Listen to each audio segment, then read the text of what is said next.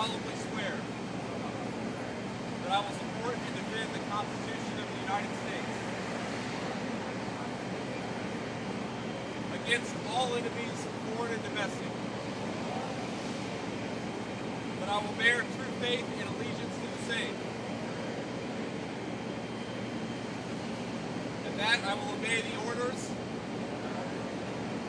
of the President of the United States and the orders of the officers appointed over me,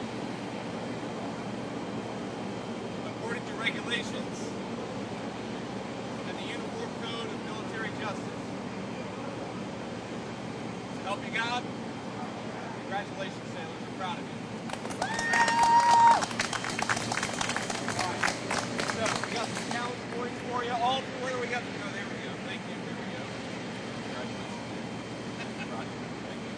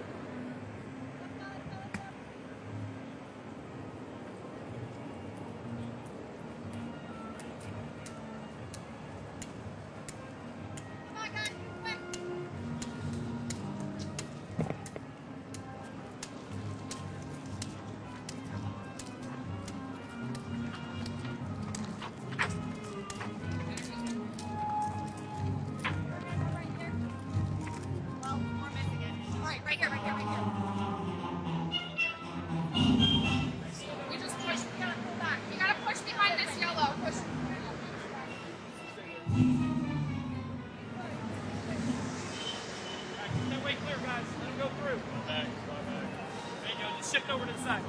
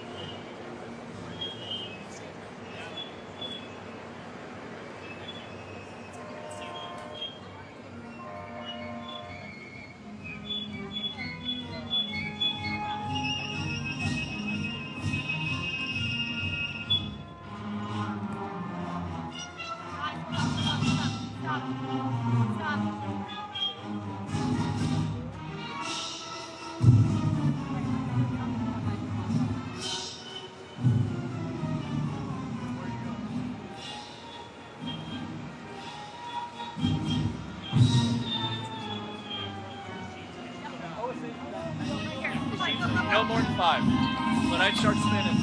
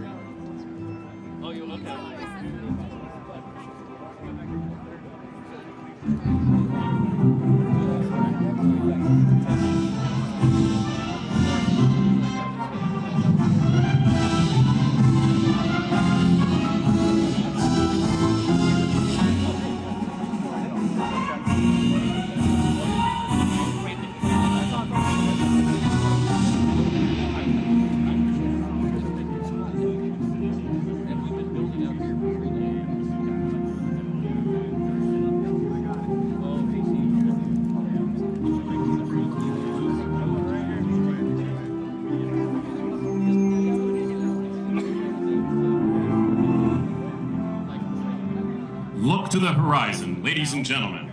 In just a minute, you'll see the iconic and world-famous flight demonstration team, the United States Navy Blue Angels. Right now, they are screaming up the Hudson River in their legendary 6-jet Delta formation. Be sure to note how rock-solid that flight path is.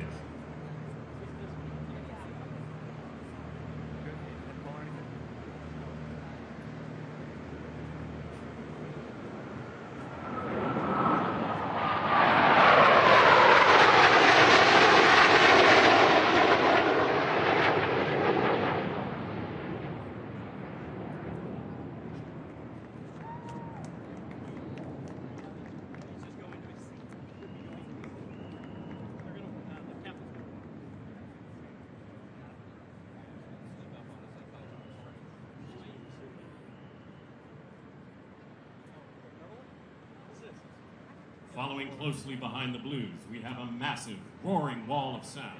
A 10-ship mixed formation showcasing the raw, tactical muscle of the United States Navy's carrier air wings. We have 8 F/A-18 Super Hornets escorting 2 of the cutting-edge F-35C Lightning IIs.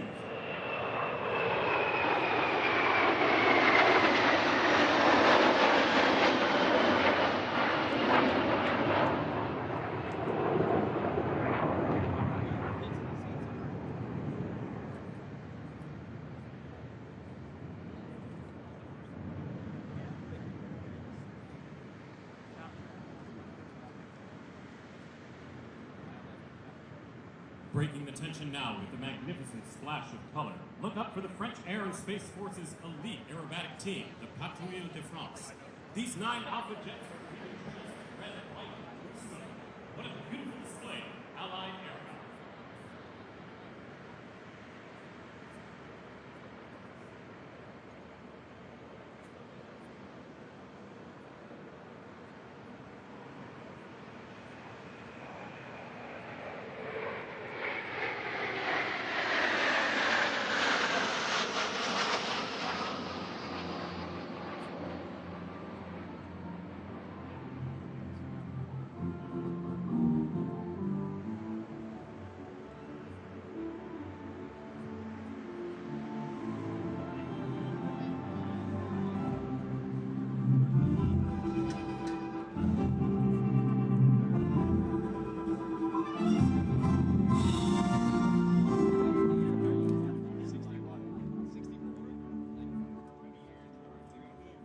Ladies and gentlemen, history is roaring to life over the Hudson right now.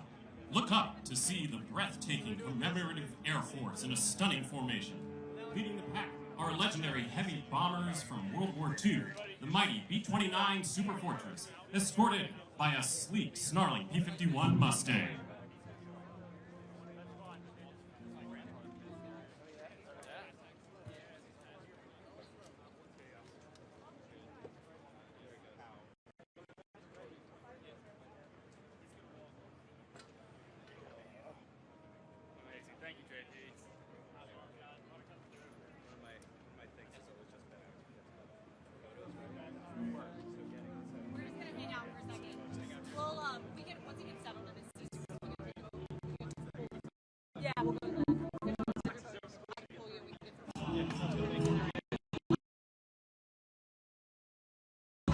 Clear.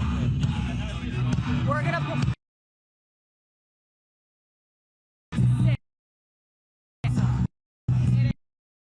Where are you guys going now? What's up? Where are you going now? So we're gonna go, once he sits down, we'll go, we'll get to another position to shoot like cut shot of him. You want me to go to the Molt? If you want to, but they're asking us to wait here. Yeah. But yeah, you go to the Molt, yeah. What are we gonna do? We're gonna go, they're gonna kind of take us around to get cut shots of the VP. For how long? A couple minutes.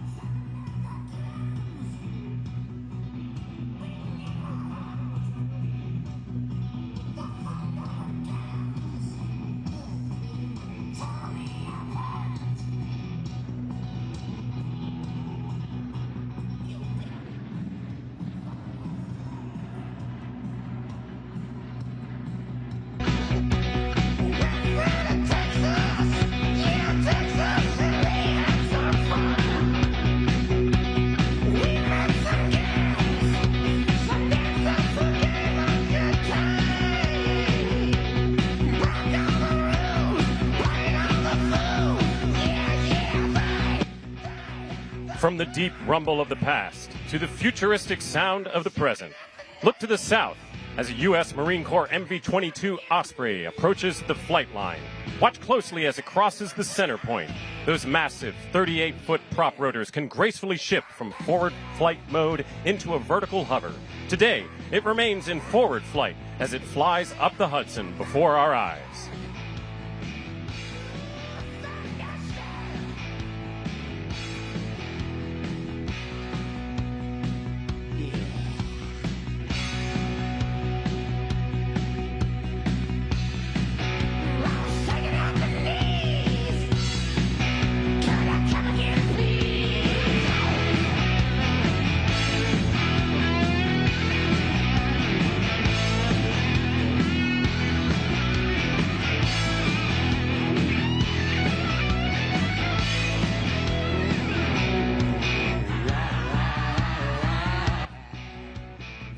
The Osprey is an engineering marvel.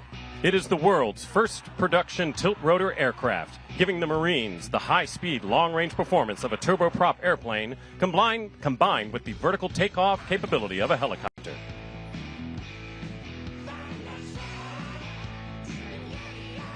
Coming in low and steady now, we have a pair of U.S. Navy C-2A Greyhounds. Notice that unique high-wing design and the distinctive four-finned tail configuration. These twin-engine turboprops might not have the flashy speed of a fighter, but they have served as the absolute lifeline for the fleet for many years.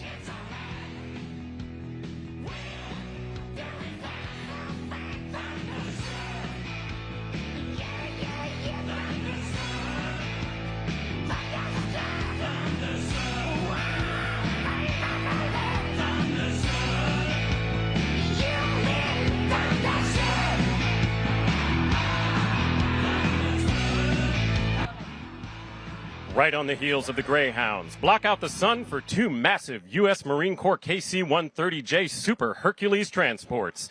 These four-engine tactical tankers are flying in a tight side-by-side formation, showcasing the incredible stability of this legendary aviation framework. The Herc has been in continuous production longer than any other military aircraft in history, but these modern Marine Corps versions are uniquely specialized. The K in KC-130 stands for tanker.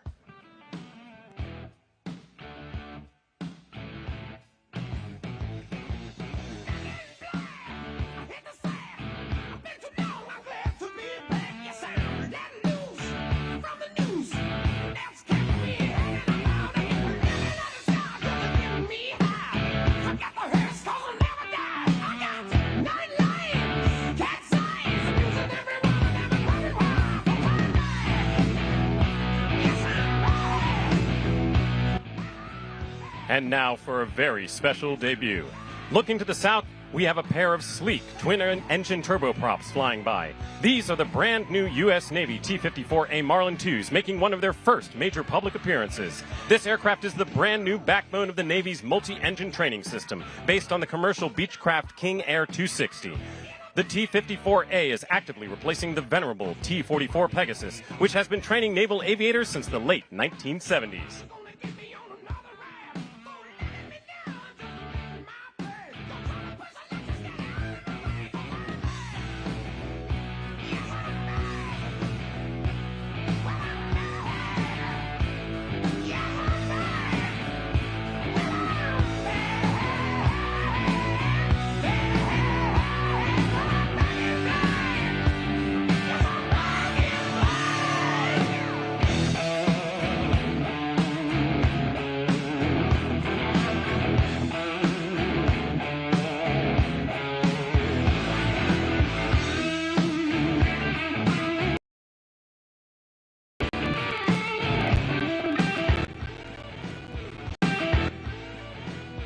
Up next, we welcome one of the newest members of the NATO alliance, Sweden. Hailing from the Swedish Air Force, this is their heavy lift champ, the C-130H, known locally in Sweden as the TP-84.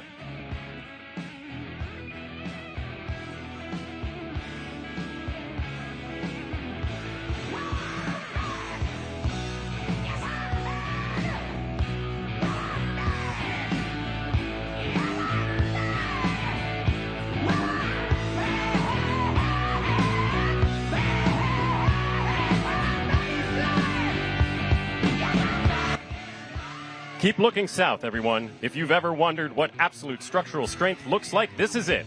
Flying by now is a Lockheed WP-3D Orion, operated by the National Oceanic and Atmospheric Administration, better known as the NOAA Hurricane Hunters. This massive 4-engine turboprop is heavily modified and bristles with specialized weather radars, including that giant distinctive black dome sitting under the fuselage.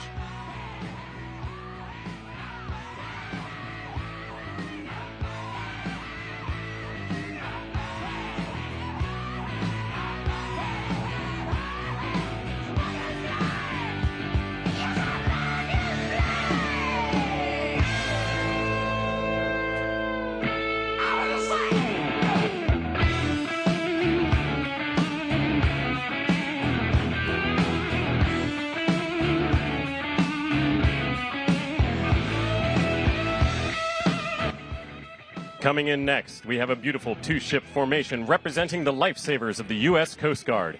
Leading the pair is the long-range HC-130J Super Hercules, flanked closely by its medium-range counterpart, the HC-144B Ocean Sentry.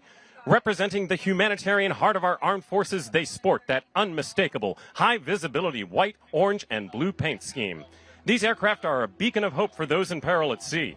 They watch over millions of square miles of ocean, embodying the uniquely American commitment to saving lives and enforcing the rule of law.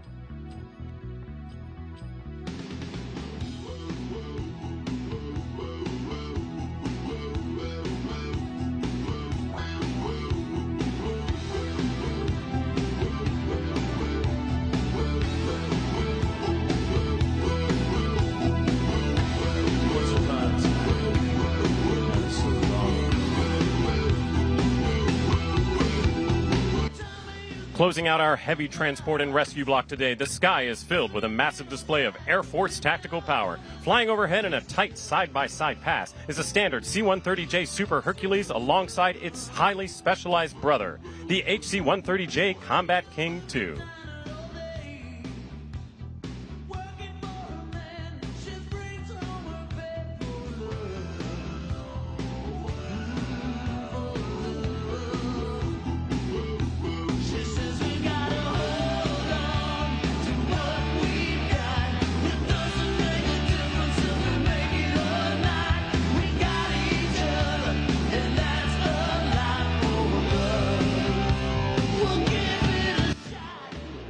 The HC-130J Combat King II is a legend as the Air Force's only dedicated fixed-wing personnel recovery platform.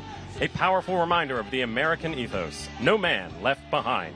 Flown by Air Combat Command, its primary, highly dangerous job is to sneak deep behind enemy lines at night to rescue downed pilots or isolated troops.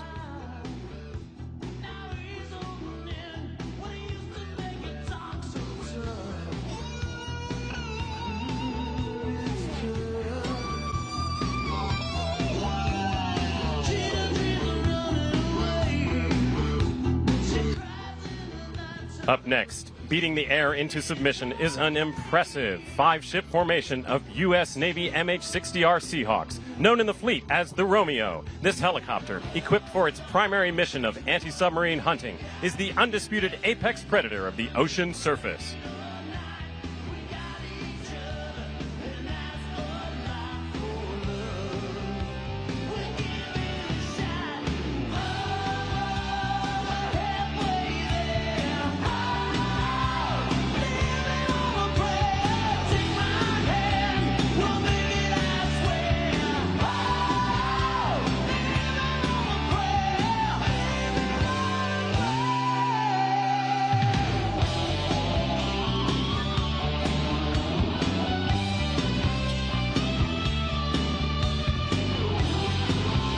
And here comes a flash of bright orange and white. Listen to the high-pitched hum of 4 U.S. Navy TH-73A Thrashers flying past in an immaculate diamond formation.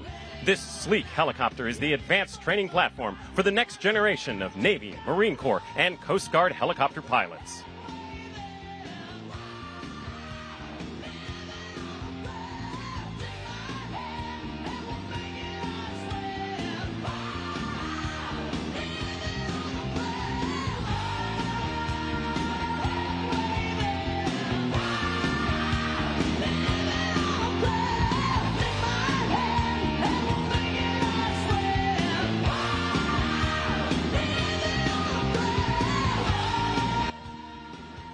Representing the Kingdom of Spain, we have an incredibly rare mixed three-ship formation from the Spanish Air and Space Force.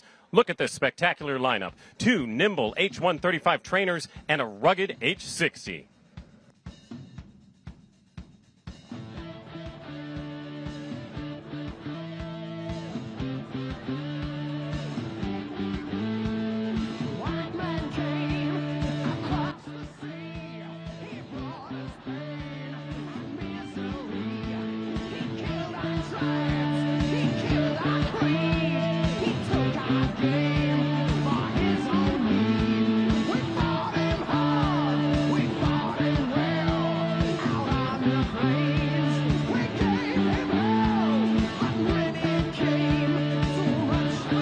The MH-60S Seahawk, commonly known as the Sierra, is the U.S. Navy's ultimate multi-mission workhorse, designed for vertical insertion, combat support, and search and rescue.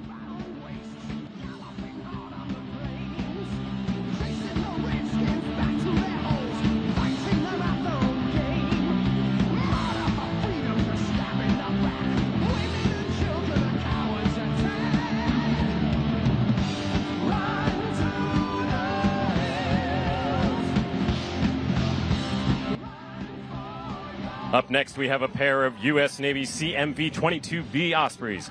This specific variant is the Navy's premier choice for carrier onboard delivery, taking over the job from the C-2A Greyhounds we saw earlier.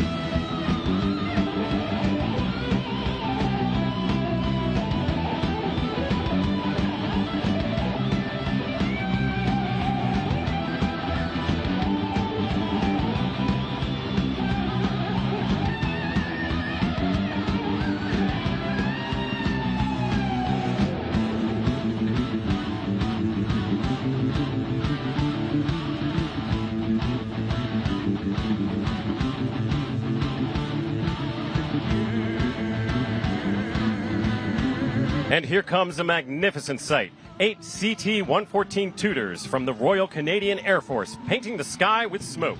These jets belong to the legendary Canadian Forces Snowbirds as our closest neighbors and NORAD partners.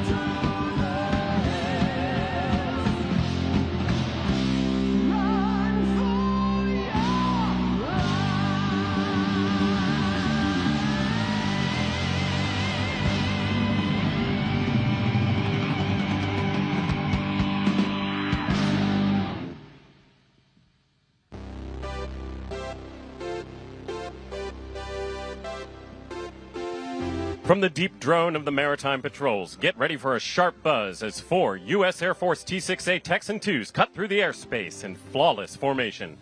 Keep an eye for those vibrant blue and white markings. This single-engine turboprop is the very first aircraft every single aspiring Air Force and Navy fighter pilot straps into to learn the fundamentals of military flight.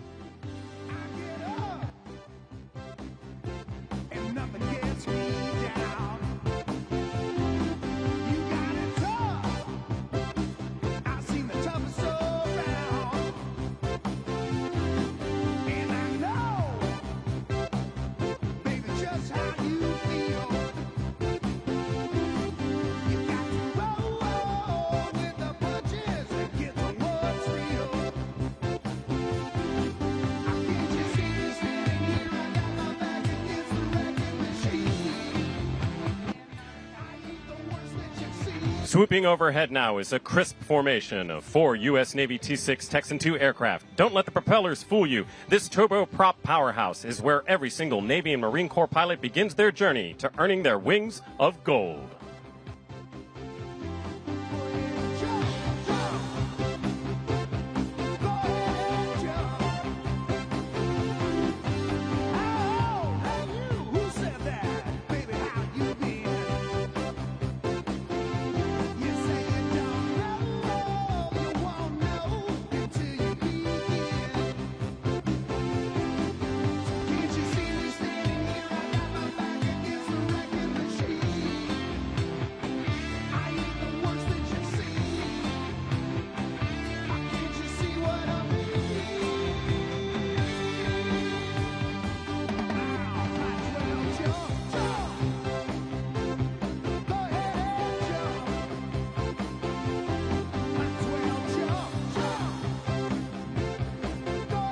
Screaming in now are 4 U.S. Navy T-45 Goshawks. This sleek, single-engine orange and white jet is the final step for student aviators before they transition to tailhook aircraft that land on United States Navy aircraft carriers.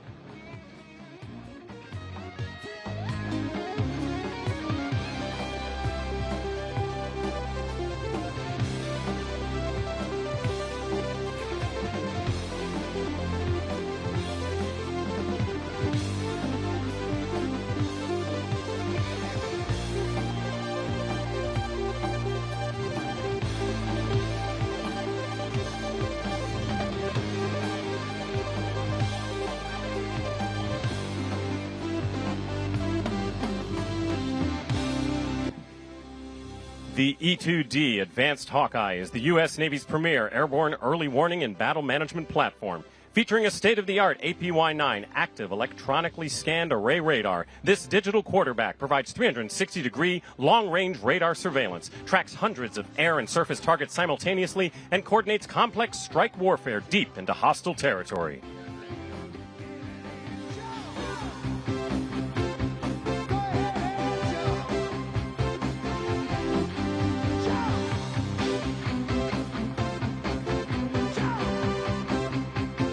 Did you know that the Hawkeye's distinctive rotating radar can monitor the air, sea, and portions of the land simultaneously, giving commanders an unmatched picture of the battle space before friendly forces ever arrive?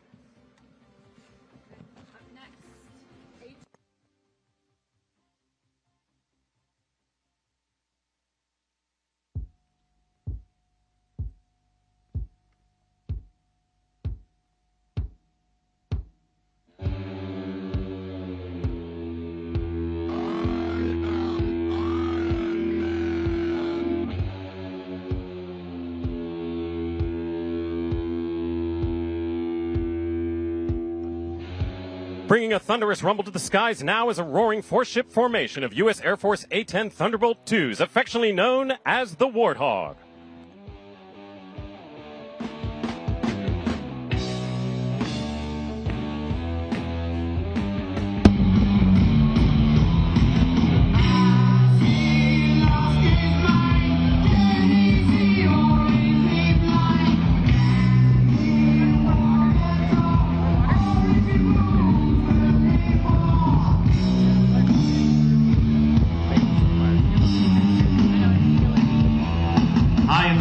Making a spectacular international appearance next is a single Airbus A330 multi-role tanker transport aircraft representing the Spanish Air and Space Force. This enormous wide-body aircraft is a true dual-threat asset.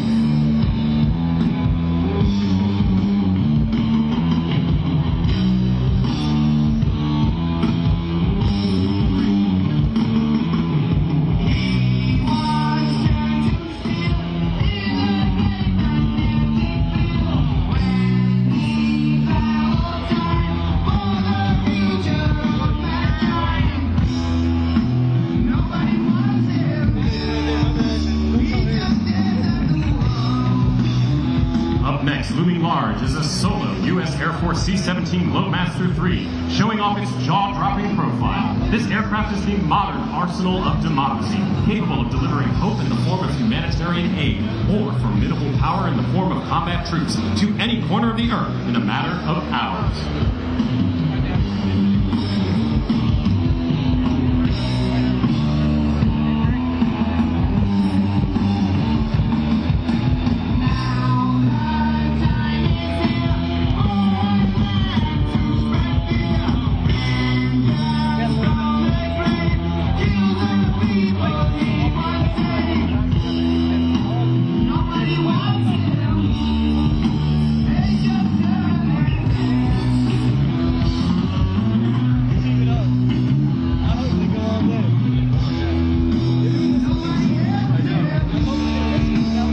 Shifting our gaze back to our international partners, the German Luftwaffe is represented by twin-engine Eurofighters. This formation shows off Germany's rapid reaction capability to deploy anywhere on the globe at a moment's notice.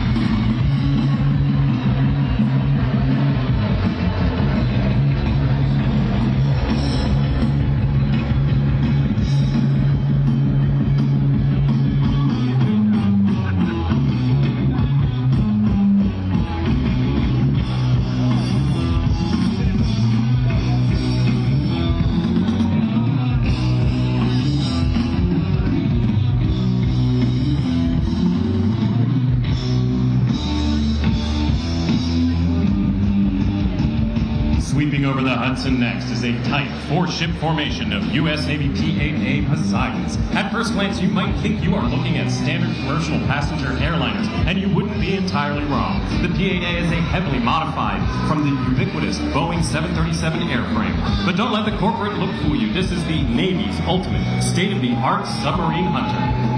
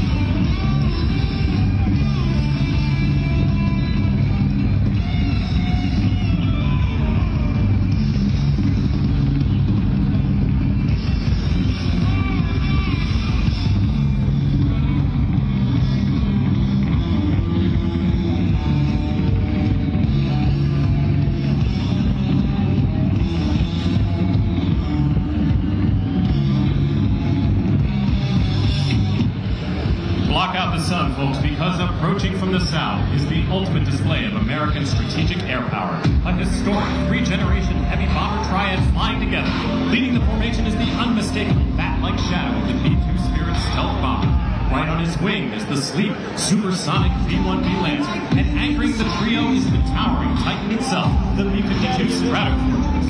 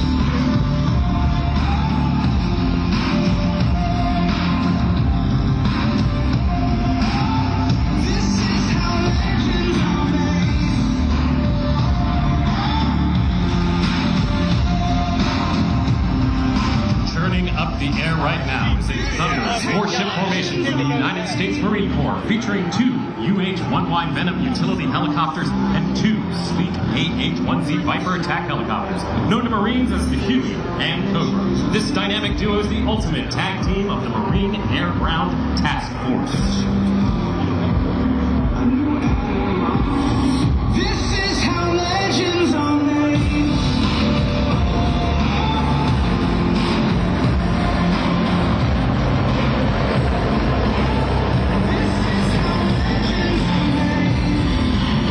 And if you think it's getting windy down on the Hudson, you are right. Approaching now are 2 massive CH-53E Super Stallions and 2 CH-53K King Stallions, the legendary heavy lifters of the Marine Corps. Sailors aboard amphibious ships affectionately call this giant the Hurricane Maker because its 3 massive engines generate a blinding downwash of air whenever it takes off.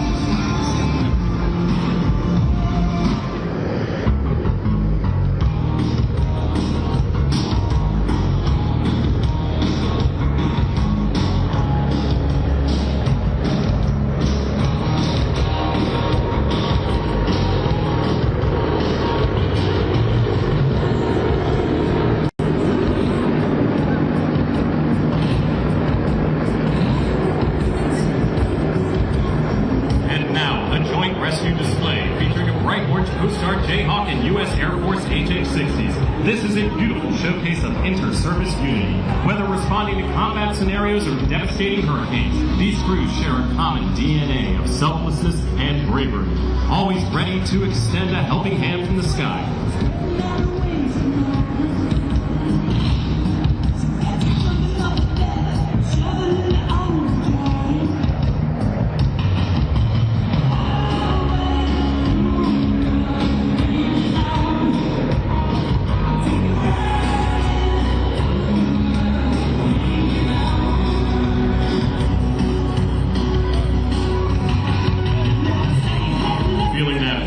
Rumble in your chest. That is the sound of the United States Army and Army National Guard storming the New York City skyline with a massive combined air assault formation.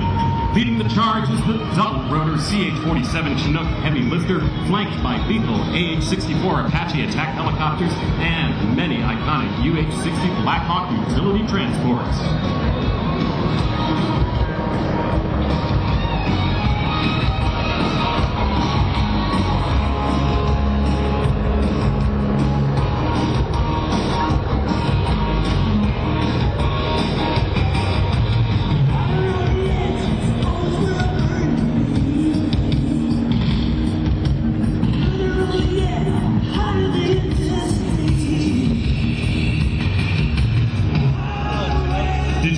Chinook has been in continuous production for more than 60 years, while the Apache's helmet-mounted sight allows the aircraft sensors and weapons to follow wherever the crew member looks.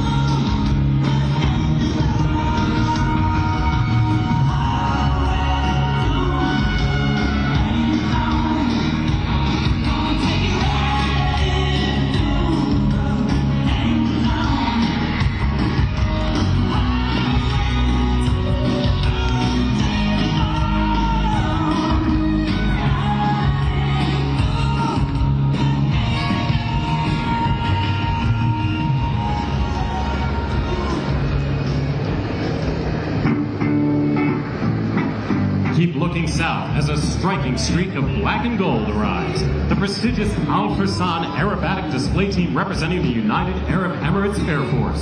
These 7 elite pilots are flying their brand new twin-engine Hongdu L-15 advanced jet trainers. The team's stunning black livery represents the oil hidden deep beneath the earth, while the gold reflects the vast, beautiful sands of the desert.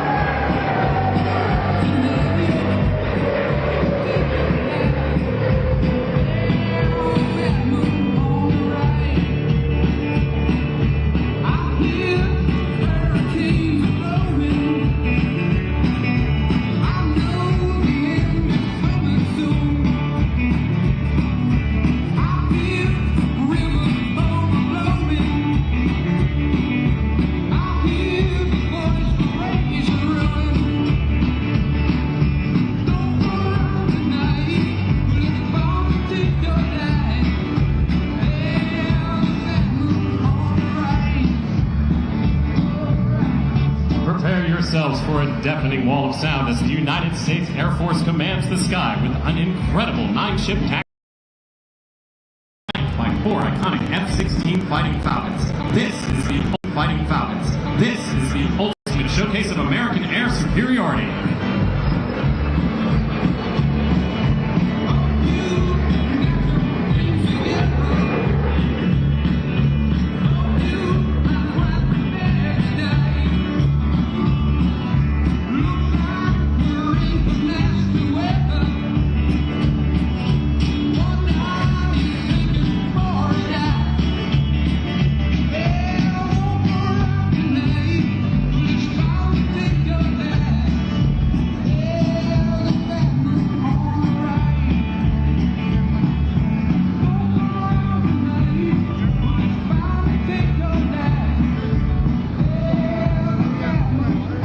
Screaming from the south next is a type formation from the U.S. Navy featuring 2 frontline FA-18 Super Hornets escorting nimble F-5 Tigers. These aircraft belong to the Navy's elite adversary squadrons, where iron sharpens iron. By simulating enemy tactics, these elite pilots ensure that when American aviators face real threats, they are the most lethal, highly trained warfighters on the planet.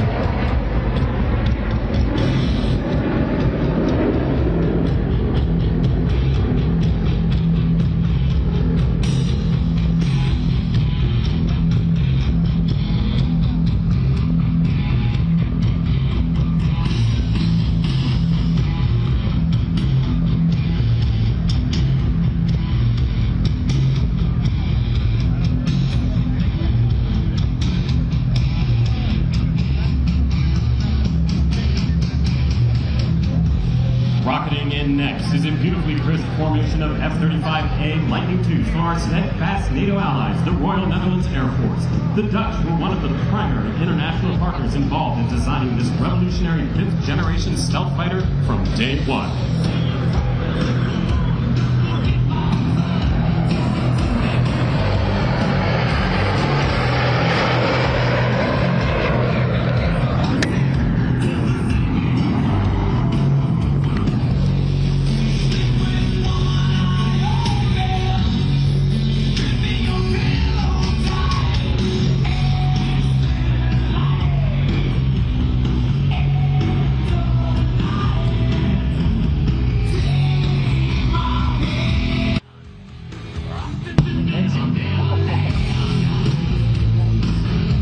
Here is a treat you absolutely do not see every day. AB-8B Harrier II jets, representing the Spanish Air and Space Force. Spain represents the last operational Harrier community in Europe, a proud legacy of Vistol aviation. Sorry.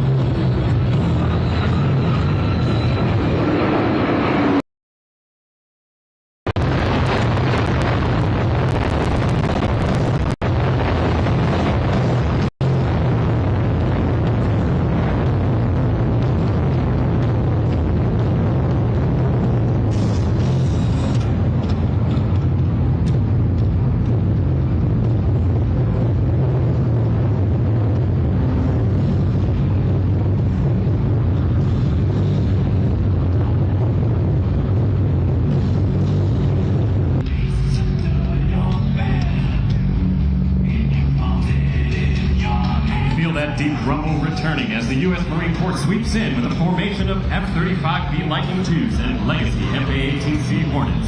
This is a beautiful snapshot of marine aviation in transition, but highlights the relentless, anytime, anyplace expeditionary power that keeps American interests hard local.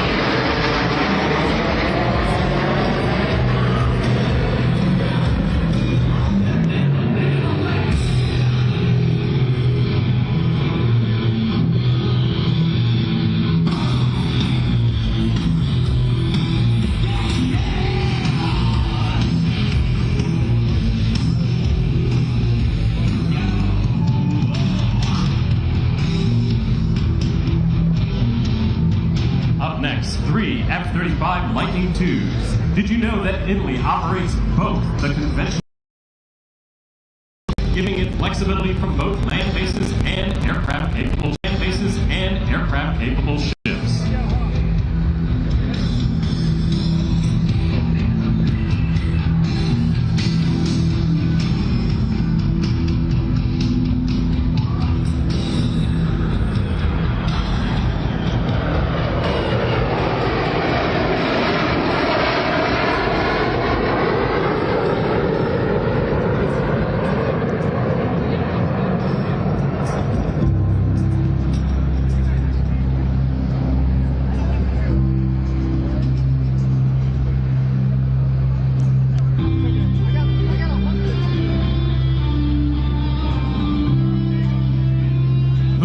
Over the New York City skyline is an essential site in global military operations. A massive U.S. Air Force KC-135 Stratotanker flanked by F-35A Lightning IIs.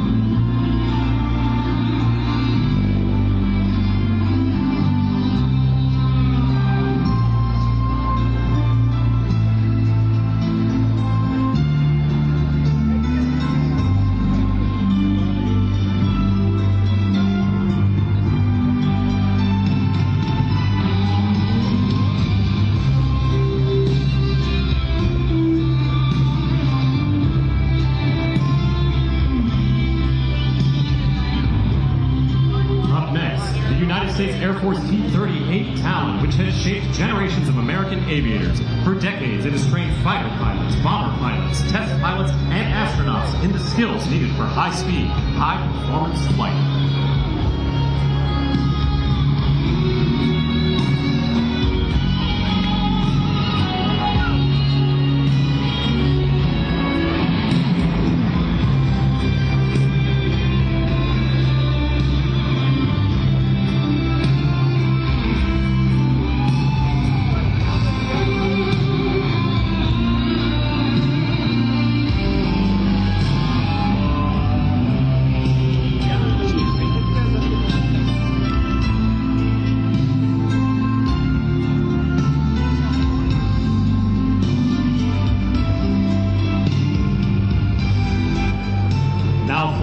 From the south, the United States Navy carrier strike formation of 6 FA-18EF Super Hornets. The Super Hornet is the backbone of today's carrier air wing. Its strength is versatility. It can fight air-to-air, strike targets ashore, suppress enemy air defenses, conduct reconnaissance, and even refuel other aircraft.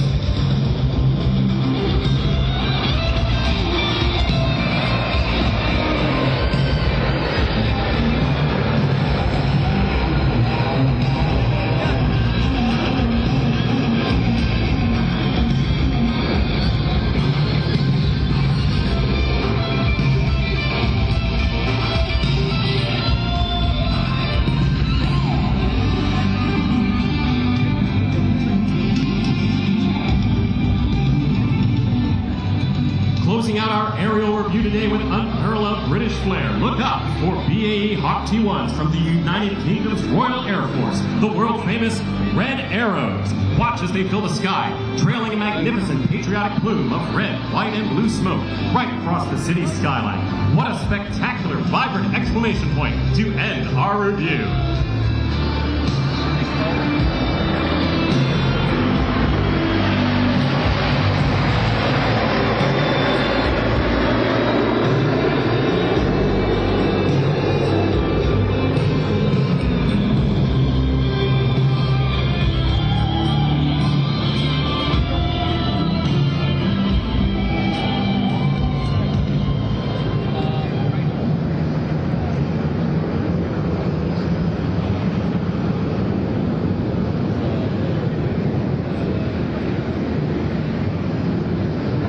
Ladies and gentlemen, please welcome United States Ambassador to the United Nations, Michael.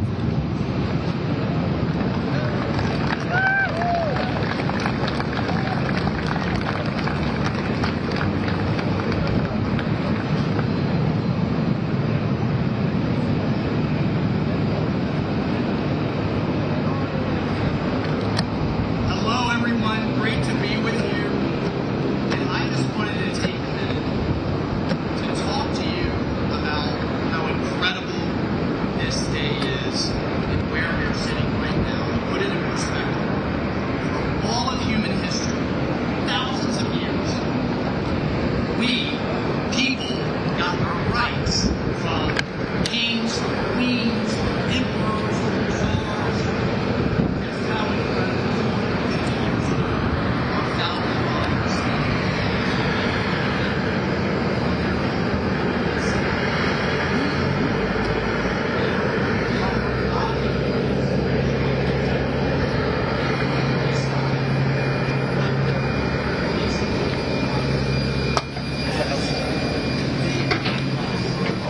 Weird Avenue? No.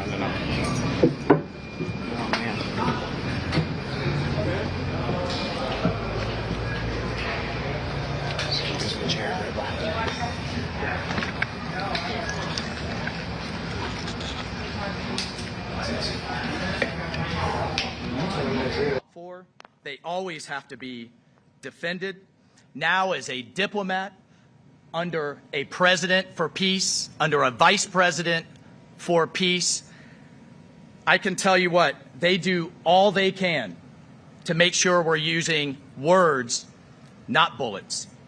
But our enemies know, our enemies absolutely know, when we're sitting at that diplomatic table and they look offshore and they see a ship like this, full of badass sailors, full of badass Marines, and sitting side by side with capable allies, they know President Trump, Vice President Vance, Secretary Rubio mean business, and they make my job a hell of a lot easier.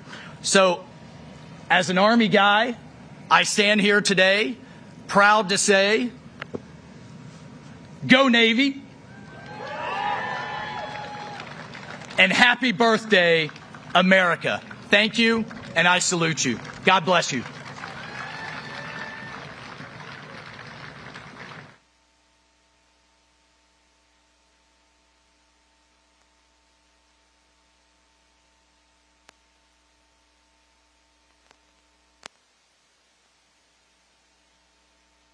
Please welcome to the stage Chief of Naval Operations, Admiral Daryl.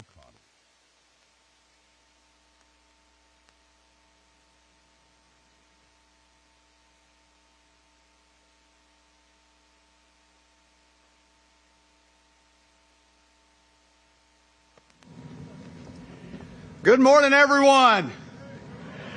Now, I thought the ambassador was going to say, go Navy, beat Army.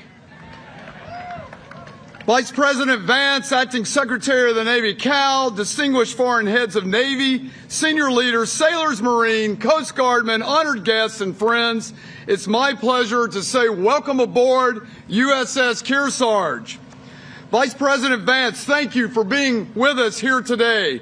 Your presence means a great deal to the Navy and Marine Corps team and every nation represented here.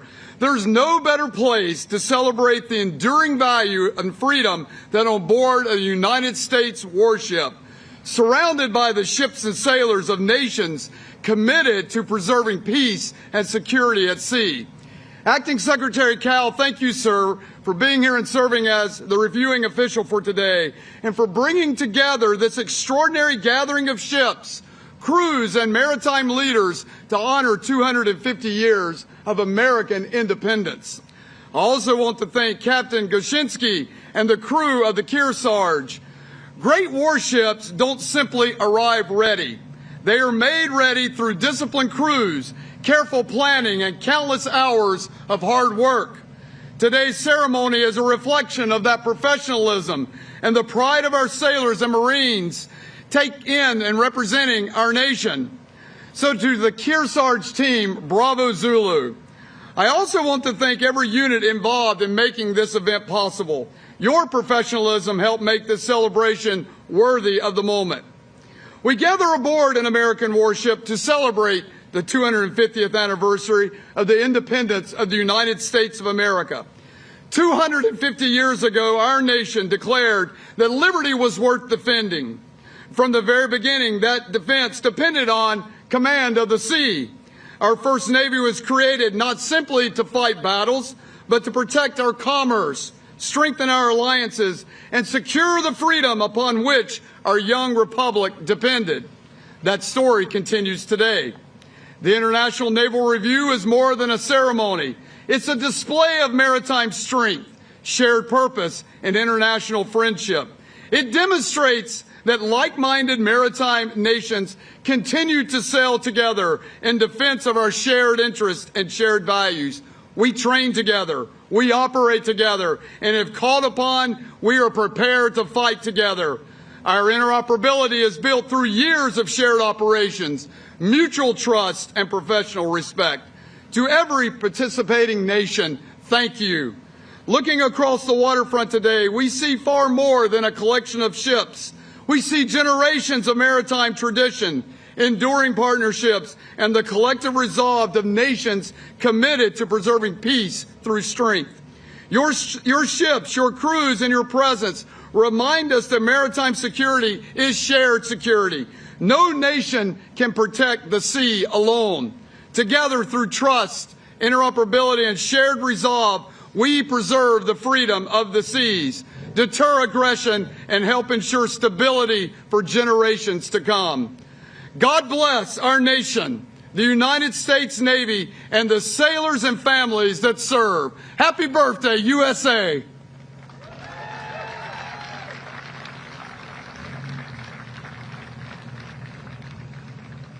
Please welcome the Acting Secretary of the Navy, the Honorable Hung Cao.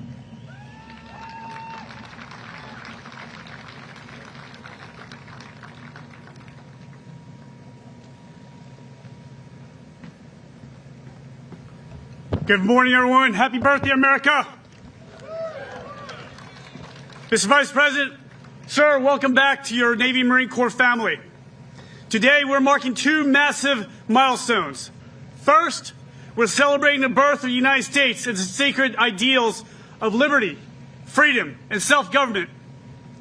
This year, as we commemorate America's 250th anniversary, we honor 2.5 centuries of grit, sacrifice, and raw courage by the warriors who have defended these ideals. Second, the International Naval Review, standing on the deck of this legendary warship alongside our global allies and partners, proving to the world that our maritime coalition remains unbroken, lethal, and ready for the next 250 years. For 250 years, our Navy Marine Corps team has owned the high seas. We've defended this homeland, protected devastating power ashore, and represented the absolute best American strength around the globe. This history isn't just in the textbooks. It is welded into the steel of this ship, USS Kearsarge. In 1864, the original Kearsarge hunted down and destroyed the Confederate raider CSS Alabama off the coast of France. That victory showed the world that American sea power was real and that we will protect our nation's interests whenever and wherever they are threatened. Today's USS Kearsarge carries the exact same fighting spirit. As the flagship of an amphibious ready group, the ship is the ultimate Swiss Army knife of national security. From launching Marines into the fight to delivering life-saving humanitarian aid and executing high-stakes special operations missions, Kearsarge gives the President and the Vice President lethal, flexible options that no other force on Earth can match. Now let's be honest, Kearsarge is no spring chicken. She was commissioned in 1993. She's got over 33 years of hard miles behind her. But I've said this before and I'll say it again. Our sailors and Marines don't make excuses. Heck, you can give them a rusty K-bar and a leaky canoe and they'll sneak into your country and kill you. As for this ship and her crew, they rescued an Air Force pilot downed in Bosnia. They evacuated 2,500 people from the chaos of West Africa. They brought the fight to the enemy during Operations Enduring Freedom, Iraqi Freedom, and Operations over Libya. They surged into the Middle East to secure vital global shipping lanes and hunt down maritime threats.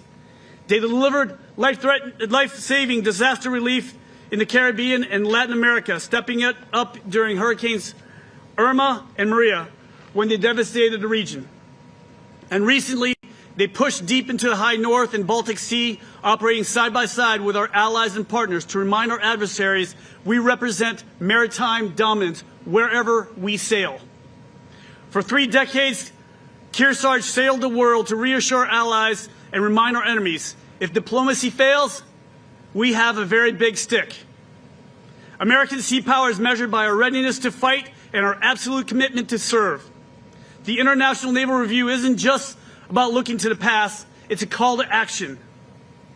250 years ago, our founders knew that America's survival depended on a dominant Navy, and today we're answering that same call.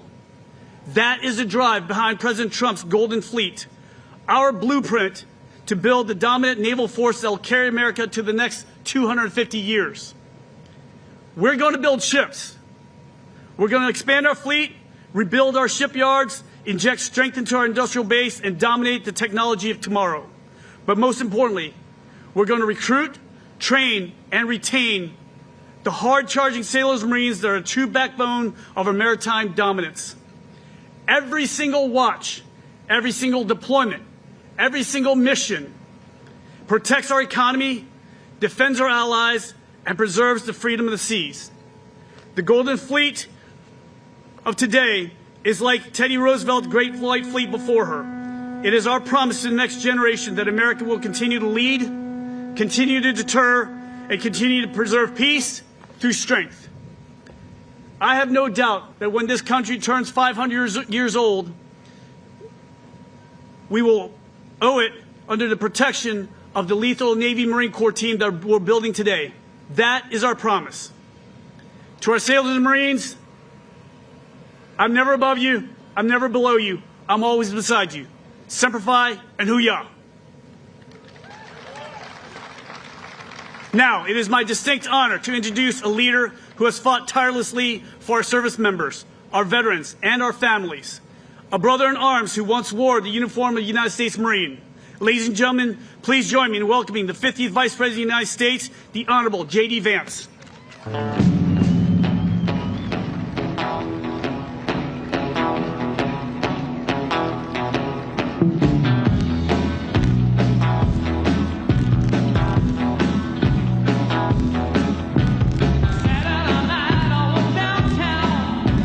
How we doing?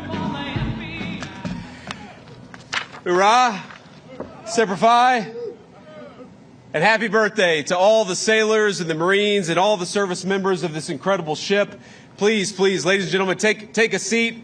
You know, I know it's 100 degrees out here, but my speechwriters wrote me a nice 9-hour address, so it's going to be a long day. A long day. But let me start by saying, first of all, thank you for being here on this incredibly historic occasion. I have to give a shout out to Admiral Caudle and, of course, Acting Secretary Cal, 2 great Americans. Thank you for your leadership and for everything you've done to prepare us for this incredible celebration today. And I also, of course, got to give thank you, but also special greetings from the President of the United States, for reviving this incredibly proud naval tradition as we celebrate 250 years of American daring and 250 years of American naval excellence. Today,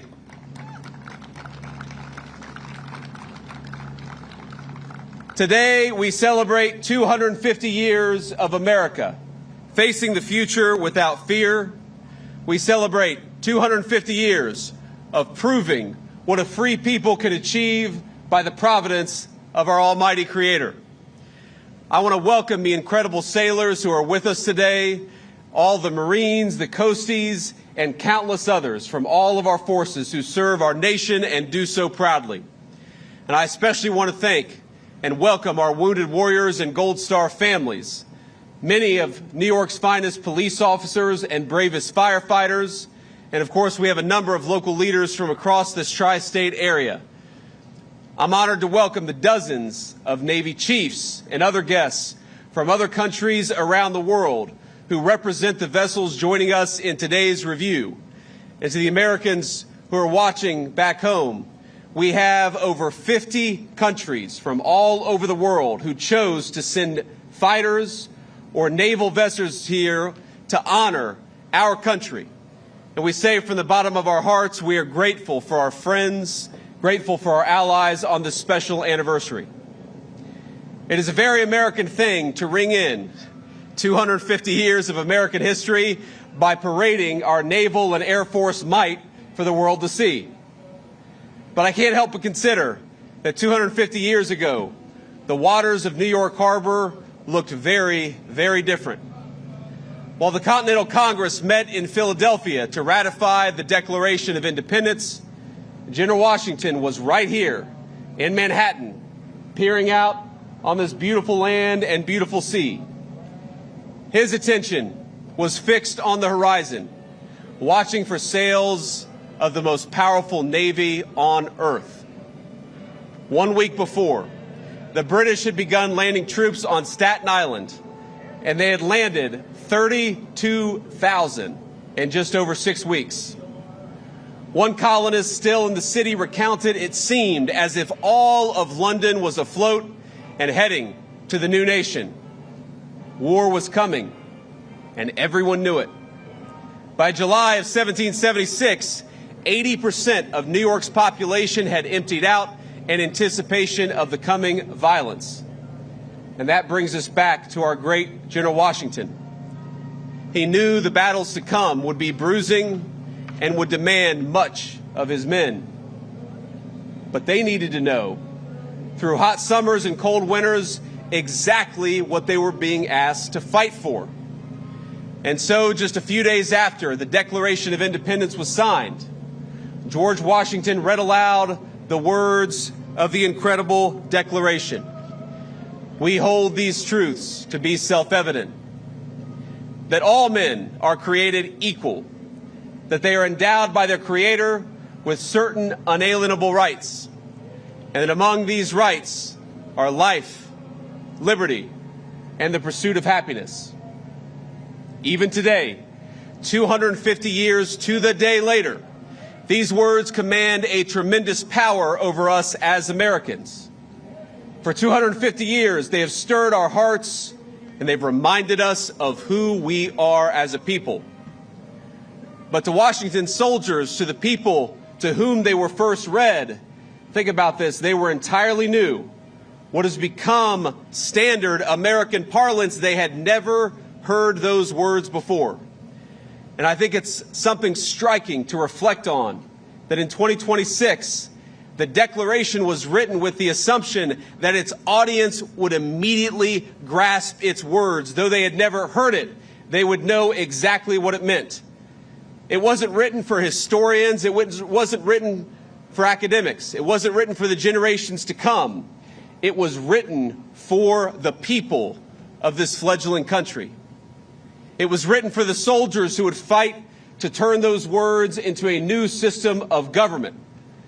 As a document, it does not handhold its readers. Its citizenship at a very hard level. It does not pause to explain who this Creator is. It doesn't explain what the equality of men means. It doesn't try to go into details about the consent of the governed. It simply declares these truths to be self-evident. 250 years later, it's worth asking, self-evident to whom? If the Declaration proclaims truths the founders believed to all mankind, yes. But it says those truths in language intended to be familiar specifically to the American nation that it was authored to, authored by, and authored for. It was, as Jefferson put it later in his own life, an expression of the American mind. A document whose purpose wasn't, quote, to find out new principles or new arguments, but to place before mankind the common sense of the subject, the common sense of the American people. That people had been generations in the making. 1776 was not an accident. The patriots of that era understood themselves to be heirs to an older civilization who would carry it forward. Now, they shared with Great Britain the same language, the same God, the same system of common law.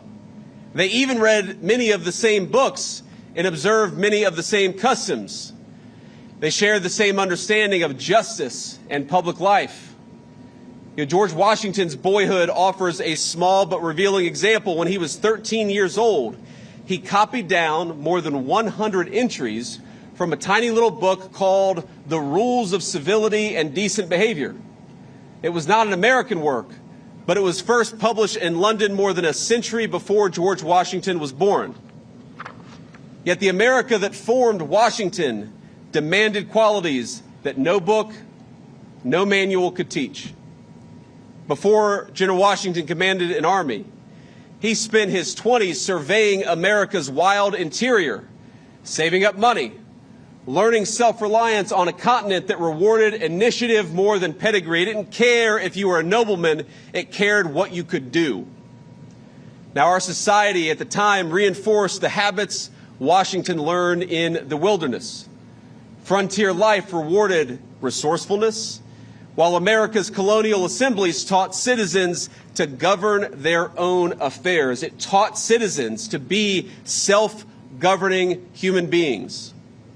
Churches at the time, especially those who were touched by the Great Awakening, reminded congregants that no earthly hierarchy outweighed the equal dignity of every human soul before its creator. All of that came together. And so it was no surprise that when Washington's soldiers first heard the Declaration 250 years ago, they understood precisely what it meant. They understood the meaning that was conveyed. It was seismic, but it was their birthright as citizens of this new republic. The words might have been new, but they expressed a feeling, something that already lived in the heart of every single American patriot, and I believe those words still live in the heart of every single American patriot today. And for 7 long years, they fought for that birthright. It wasn't easy. On some days, it was hotter even than it was today, as hard as that is to believe. Many suffered and died for that dream and died for those principles. But by the grace of Almighty God, they secured for us a free, a proud, and an independent republic that endures, and doesn't just endure, but thrives to this very day. As Washington traded in the uniform for the presidency, he remained preoccupied with the physical land that had shaped him.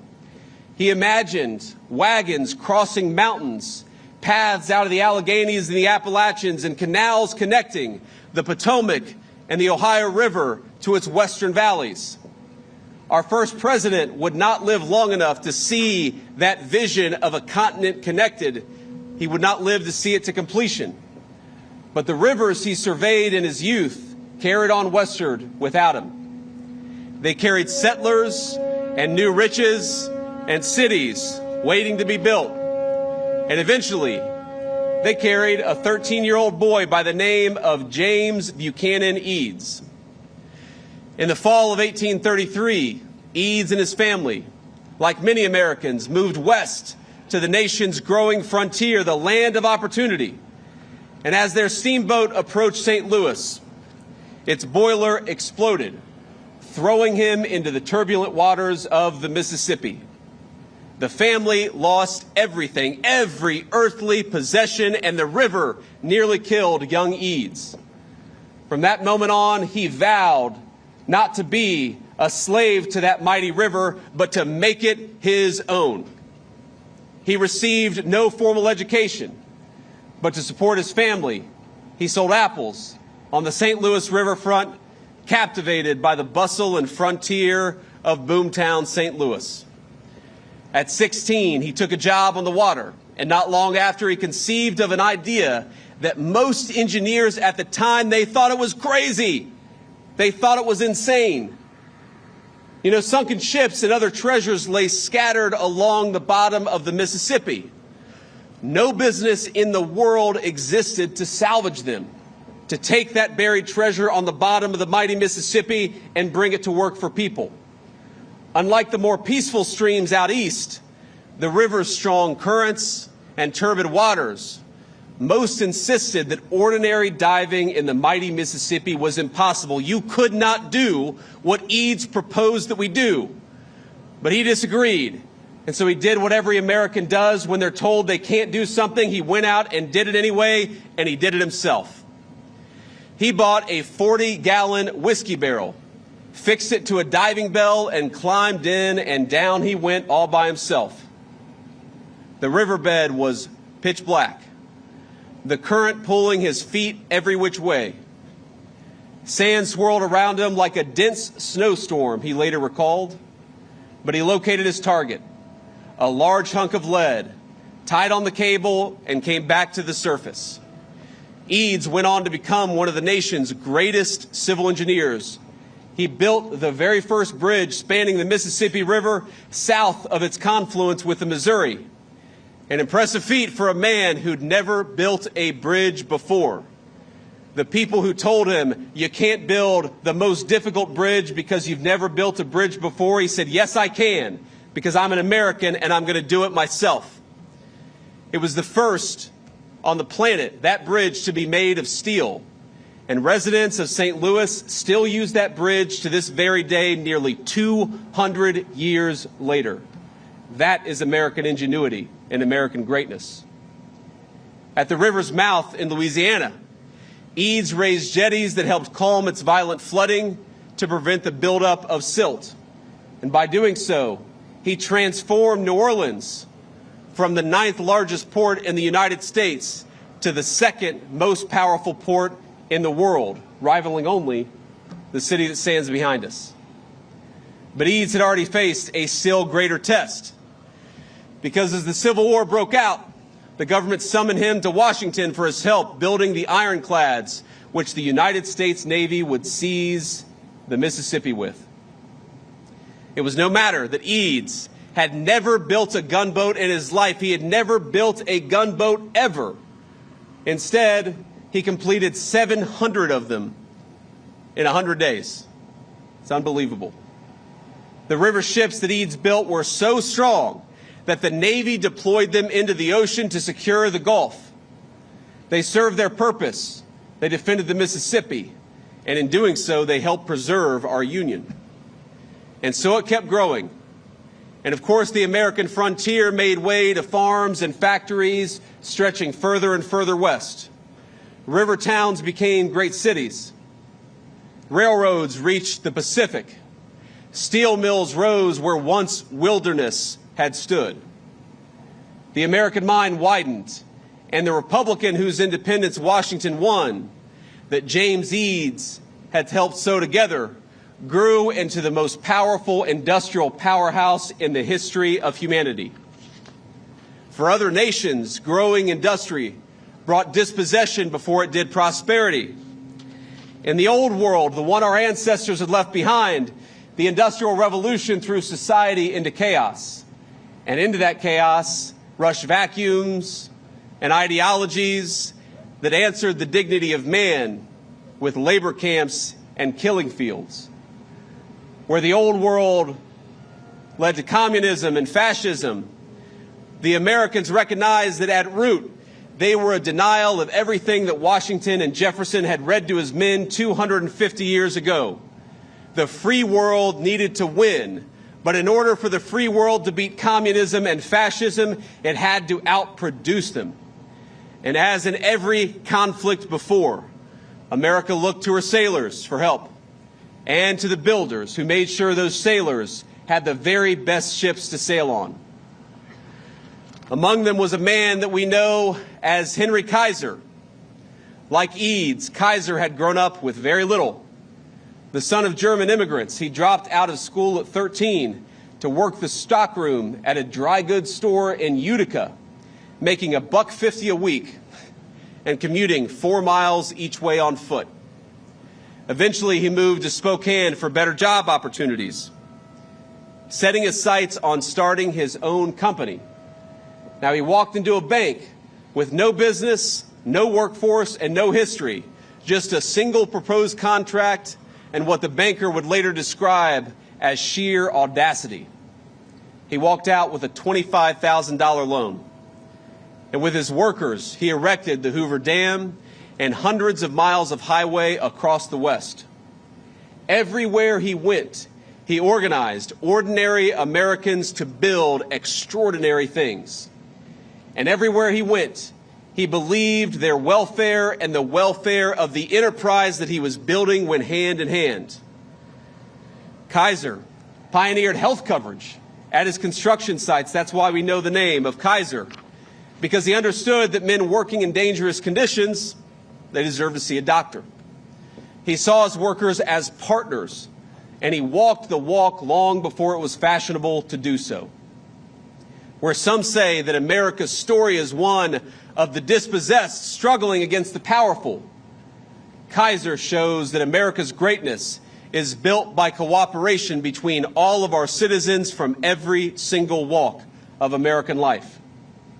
Now, that cooperation was important, but it became profoundly important the day after Pearl Harbor. The United States Navy at the time needed ships bigger and better and faster than anyone thought they could be built. We didn't have the biggest Navy in the world, but we needed one, and we needed one fast. So Kaiser did what Americans always do when confronted with the impossible. He put it on his shoulders and said, let's go do it. Kaiser had never made a ship in his life, but that wasn't going to stop him. First, he built shipyards all up and down the Pacific coast. Then he filled them with American workers, 250,000 of them. Farm boys from Iowa, miners from Appalachia, mothers from Detroit who had never held a welding torch. Together they launched nearly 15,000 Liberty ships, vessels that carried American cargo and sailors across 2 oceans. His Richmond yard built one of them, the SS Robert E. Peary, in an astonishing 4 days and 15 hours. The shipbuilders Kaiser hired, they weren't just a means to an end, they were his partners. Kaiser looked at his workers and saw people, Americans who got sick, who had families to raise, who showed up in Richmond and Portland with little more than a hat in their hand, but who had amazing potential. He saw the potential of normal Americans when unshackled from destitution. And he saw them not just as mouths to feed or as workers to pay. He saw them as fellow citizens who could build amazing things. So he built housing near these shipyards and nursery schools to help mothers join the war effort.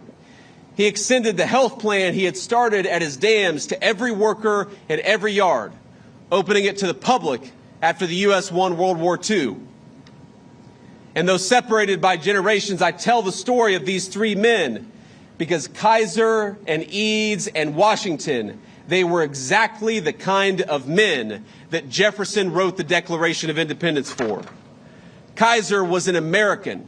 He looked at what needed doing and he did it, and he trusted the men and women around them to do the same, knowing that he could only do his job if they did theirs too. Our Declaration of Independence may have spoken to universal human truths and broadly shared human desires. Of course it does.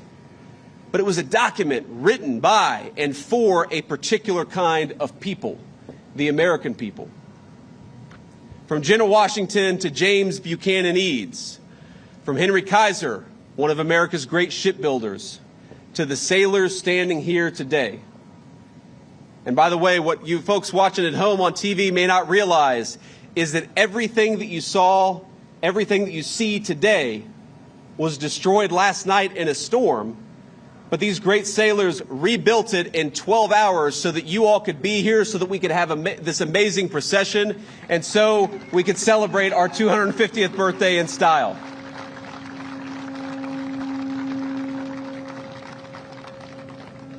All of us, connected through the generations, rich and poor of every job, we are a people formed by generations of self-governance and personal industry. We are formed by Frontier Assembly Hall and congregation, by River Valley and prairie and factory floor. We are formed by the conviction that we are bound to one another, not only by bloodline nor creed alone, but by a common character, a shared fate, and a shared future. Ladies and gentlemen, I have to address what you will hear from some loud voices today, because as much as all of us, whether we're Democrat or Republican, whatever our political persuasion, all of us are celebrating. But you will hear a couple small but loud voices today speak obsessively not of our national greatness, but of our national imperfections. They will speak of the powerless and the dispossessed. They will tell you that America is just another country where the weak struggle against the strong. And if they acknowledge that there is anything to be proud of in our history, they'll say it's the fact that sometimes the powerless have won a zero-sum battle. They're wrong. They'll talk about America's sins with the anger and zeal of a brimstone preacher, but without any of the grace or forgiveness that must be present in the Christian faith. These people misunderstand the essence of America, from Thomas Jefferson to Henry Kaiser. They misunderstand that we all have moments of great power despite those very real imperfections. That there are victims and heroes who live inside of each of us, from the most ambitious leaders and builders to steel welders like my grandfather. People who had their own role to play in turning this dangerous wilderness into the proudest civilization in history.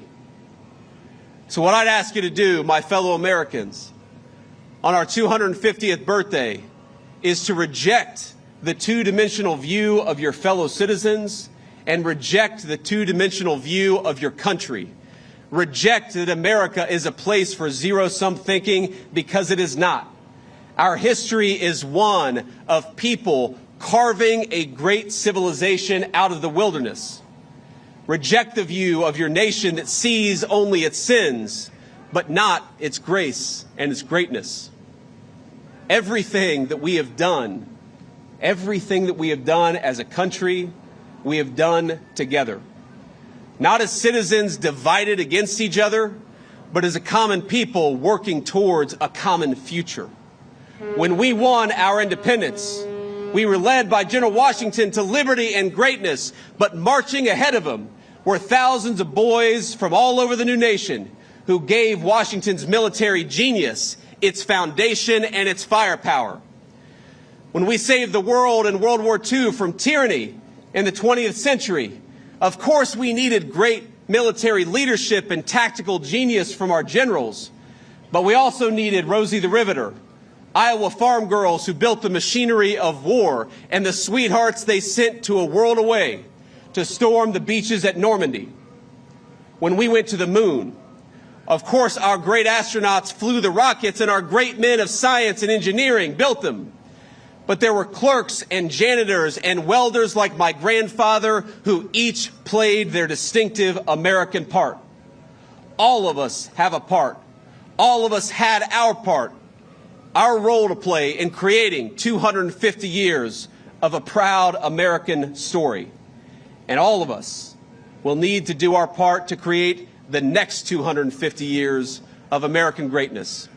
So I say to all my fellow Americans, I'm proud of you. Happy birthday. And happy birthday to our great nation. Today, my friends, we celebrate. and tomorrow we get back to work. God bless you. Thank you for having me. Hello, Detroit auto worker, let me thank you for your time. You work a 40-hour week for a living, just to send it on down the line. Hello, Pittsburgh steel mill worker, let me thank you for your time. You work a 40-hour week for a living, just to send it on down the line. This is for the one who swings the hammer, driving home the nail. For the one behind the counter, ringing up the sales. For the one who fights the fire, the one who brings the mail. For everyone who works behind the scenes, you can see them every morning in the factories and the fields, in the city streets and the quiet country towns, working together like spokes inside a wheel. They keep this country turning around. Hello, Kansas, wheat-field farmer, let me thank you for your time. You work a 40-hour week for a living, just to send it on down the line. Hello, West Virginia coal miner, let me thank you for your time. You work a 40-hour week for a living, just to send it on down the line. This is for the one who drives the big rig up and down the road. For the one out in the warehouse, bringing in the load. For the waitress, the mechanic, the policeman on patrol. For everyone who works behind the scenes, with a spirit you can't replace with no machine. Hello, America. Let me